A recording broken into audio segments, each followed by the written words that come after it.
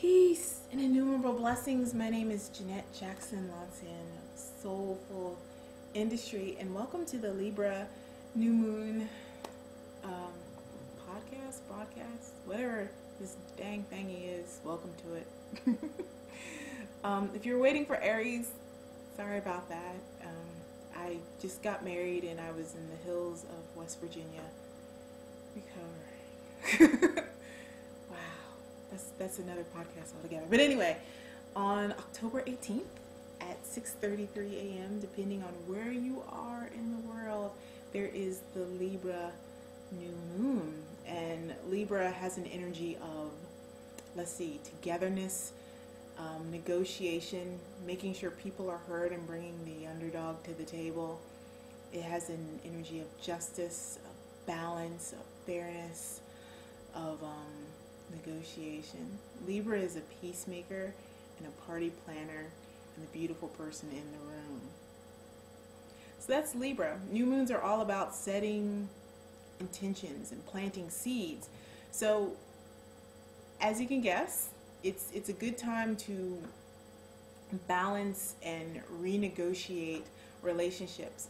Winding back to the Aries full moon, if you found something about yourself that you needed to express and you just couldn't contain anymore and you just kind of let it fly, which is very Aryan and okay, it's time for Libra, because Libra will help you renegotiate relationships and renegotiate connections, because when you express and it's different from what people historically experience from you or historically think you are, if you step out of the box that people have you in, you're going to need to do some renegotiation. You may need to make some peace. You may need to find a middle.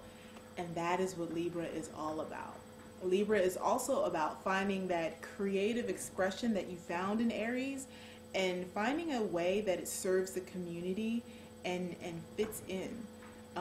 We're definitely going from a space where things are me to we. Because Aries is definitely all about me. Aries burst out of the formless void that was Pisces to do its own damn thing. And Libra, its counterpart on the other side of the zodiac, is very much like, okay, but you're doing your thing, but we need you to do it over here because it helps us. Okay? So that's what this time is about. It's about renegotiating relationships, finding peace, finding a way to flow and get back into the flow of things.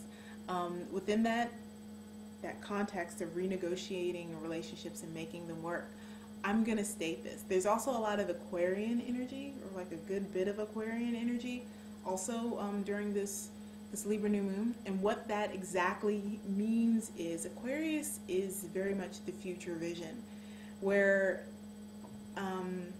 Libra is an air sign that wants to get you at the table and make sure you're heard. Aquarius has you at the table doing work that contributes to a common goal of the table. So it's no longer about just, you're at the table, but you're also going to work and do some things that benefit the table as a whole and help the table get somewhere. So that's where we're going. And if you find yourself renegotiating a lot of relationships, realize that even though you're working with your uncle or your mother, you were working with your uncle and your mother during the summer and it's kind of cooled off, it's time to kind of take that to the streets, as Michael McDonald would say, and kind of expand that vision and to begin reimagining how you see community, the community you live in, the community you work in, the community you just take part in. It's time to also renegotiate and reimagine our relationships on a large scale, because it's just time. Things don't have to stay the way they are. It's time for things to change, and if things are going to change in a way that honors everybody at the table, i.e. everybody on this planet, we need to really constructively think about what benefits us and what honors us. But the first part of that is knowing yourself and what you want. But that kind of goes back to the last full moon. Guess I'm feeling a little guilty about that. Anyway, so to let you also know what's going on or coming down the pipe, Mars is going to retrograde in Leo, meaning if you're a Leo, just kidding. It's time to really look at your desires and what you want in your creative expression and how you hamper yourself from fully expressing your creative self and from getting what you want in life. What prevents you from being that rock star of doing whatever it is that you do? It also is time to look at your desires and why you desire what you desire, and whether it's something that comes from conditioning that doesn't serve you versus something that honors you fully and completely in the present moment.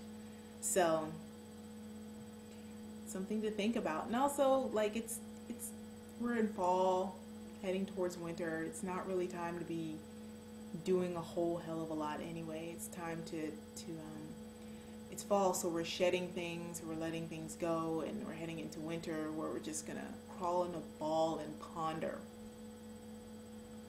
So that's that. Once again, just some points, some synopsis for the Libra New Moon. Continue to renegotiate your relationships versus what people expect you to be versus who you are. 2, continue to hold people accountable for their crap and you be accountable for yours. I'm all about accountability. And it's also helpful because as you hold yourself and others accountable, it keeps people from slipping and tripping.